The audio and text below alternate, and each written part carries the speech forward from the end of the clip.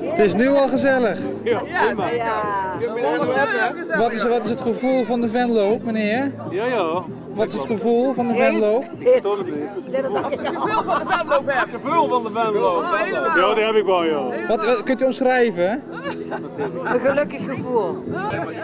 Meneer, ik ben op zoek naar het gevoel van de Venlo. Het gevoel van de Venlo kun je hier vinden. Bier eten en gezelligheid. Heeft u een spandoek meegenomen, meneer? Jongeman. Ja? Heb je een... Ja, maar...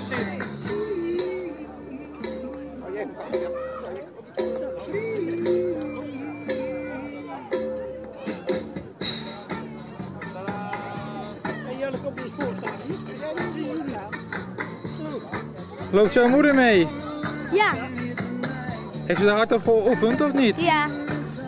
Wat heeft ze allemaal gedaan dan? Van alles. Zoals? Ze heeft zelf zo lang rennen als ze nu moet.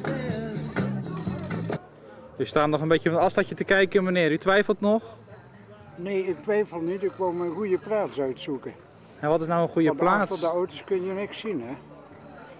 En je moet ze van ver zien komen, want dan is die atleten die zijn als er naar ze wint voorbij, hè. Dit noem ik een mooie plaats en dan vind ik ook wat bekend, hè. Dat je wat te vertellen hebt. Heeft u nog iets meegenomen van de verrekijker? Nee, helemaal of, niet, want ik was aan het fietsen. En toen dacht ik, het wordt de hoogste tijd, anders dan zie ik het niet meer. Dus ik ben net gearriveerd. Succes! Dank u wel.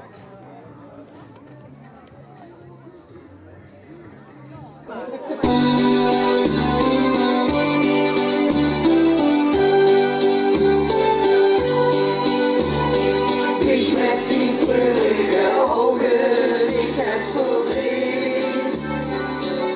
Ja, ik zeg eigenlijk ook met de motor zitten. Die voorop rijden.